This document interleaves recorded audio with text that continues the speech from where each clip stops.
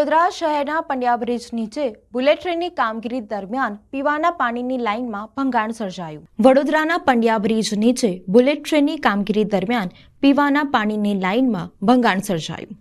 ગત રાત્રિથી પાણીની લાઇનમાં ભંગાણ સર્જાયું છે। તંત્ર દ્વારા વિશાળ પાઇપ નાખીને પાણી ગટરમાં ઠલવાયું। અવિરત રીતે પીવાનું પાણી ગટરમાં વહી રહ્યું છે। સ્થાનિક નગરસેવક ઝા ભરવાડ સ્થળ પર પહોંચ્યા હતા અને તંત્ર ઉપર આકરા પ્રહારો કર્યા। તમે જુઓ કે આ પંડ્યા હોટલ શાસ્ત્રી બ્રિજ પાસેનો વિસ્તાર છે। બુલેટ ટ્રેનનું કામ બાજુમાં પૂરજોશમાં ચાલી રહ્યું છે। ત્યારે તમે ગઈકાલે રાત્રે મોડી રાત્રે 12 વાગ્યા પછી બુલેટ ટ્રેનની કામગીરી દરમિયાન પીવાના પાણીની જે મેઇન લાઇન વાસદથી આવી રહી છે, કદાચ વડીવાડિયા લાઇન જઈ રહી છે અંડરગ્રાઉન્ડ, એ આખી લાઇન ડેમેજ કરી નાખી। એ લાઇન તોડી નાખવાના કારણે લાખો કરોડો ગેલન પાણીનો વેડફાટ થયો છે।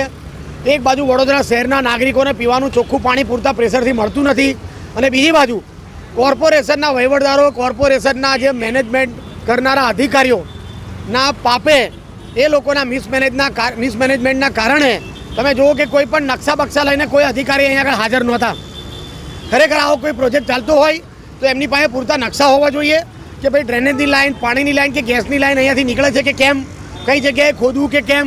તો આ આડેધડ ખોદકામ જે ચાલી રહ્યા છે એના કારણે જે રીતે પાણીનો વેડફાટ થયો છે, લાખો કરોડો ગેલન પાણી લોકોને પીવા મળતું નથી, અને એના બદલે લાખો કરોડો ગેલન પાણી આજે વહી ગયું છે। તમે જુઓ કે આ વરસાદી ગટરમાં પાણી જતું રહ્યું।